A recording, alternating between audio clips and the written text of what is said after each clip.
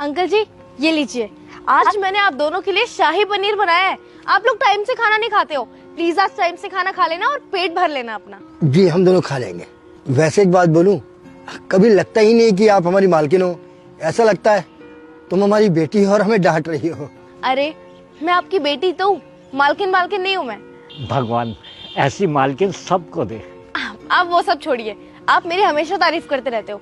आप ये बताओ, आपको अपने बेटे के लिए पैसे चाहिए थे ना, पढ़ाई के लिए कुछ कितने चाहिए? 10,000 रुपए।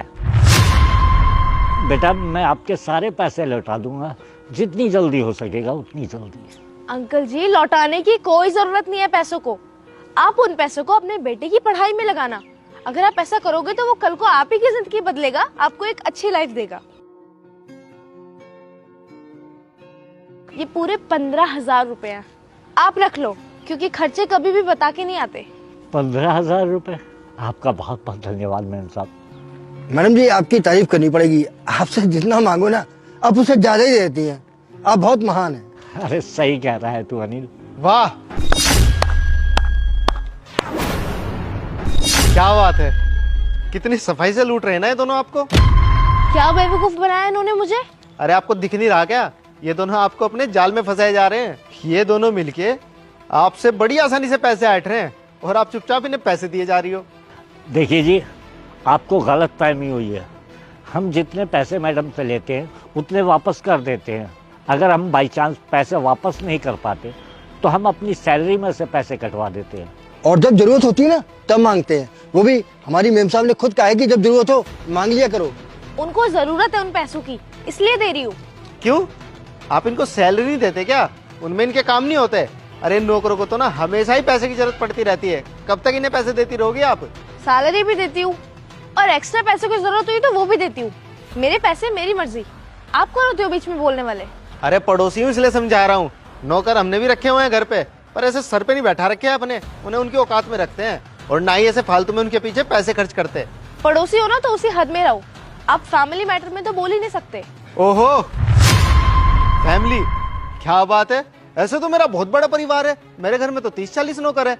अरे सबको ऐसे ही सर पे बैठाने लगा ना, साथ बैठा के चाय पिलाने लगा तो मेरी क्या इज्जत रह जाएगी। अरे इन लोगों को ना औकात में रखो, इन्हें फालतू पैसे देने की जरूरत नहीं, इनकी आदत खराब हो जाएगी। ओ हेलो, पहली बात तो ये कि ये मेरे नौकर नहीं है, मेरी फैमिली है, मेरा परिवार है और मैं इन्हें कितने भी पैसे दूं इससे आपको कोई दिक्कत नहीं होनी चाहिए। अरे फैमिली का मतलब भी पता है आपको, जो आप इन्हें फैमिली बोल रहे हो? मुझे बहुत अच्छे से पता है कि परिवार का मतलब क्या होता है और इसीलिए मैं इन दोनों को अपना परिवार बोल रही हूँ। अरे ऐसा क्या कर दिया इन्होंने तुम्हारे लिए जो जब से इन्हें फैमिली फैमिली बोले जा रहे हो? इन्होंने वो किया है मेरे लिए जो एक परिवार ही परिवार के लिए करता है। जब मेरे पापा की तबीयत खराब थी ना, तब इन दोनों ने उनकी जी तोड़ सेवा की है। उन्हें किसी चीज की कमी महसूस नहीं होने दी, हमेशा उनके आसपास रहे हैं, हर चीज में उनके साथ खड़े रहे हैं। मेरे पापा के अलावा इस दुनिया में और कोई नहीं था। उनके जाने के बाद न चाचा पूछने आए ना ताऊ, सिर्फ यही दोनों थे जिन्होंने मुझे अपनी बेटी की तरह रखा। अरे पापा के जाने के बाद तो मेरी इतनी भी हैसियत नहीं थी कि मैं इनकी सैलरी तक अफोर्ड कर पाऊं, लेकिन फिर भी इन्होंने मेरा साथ दिया। बिन पैसे के काम किया इन्होंने हमारे लिए और अपनी बेटी की तरह रखा। और तो और पापा के जाने के बाद पापा का बिजनेस आगे बढ़ाने में भी मेरी मदद की। ये दोनों चाहते तो क्या मेरे साथ धोखा नहीं कर सकते थे, लेकिन नहीं किया ना इन्होंने। इसलिए यही मेरा असली परिवार है और इनके लिए मैं कुछ भी कर सकती हूँ।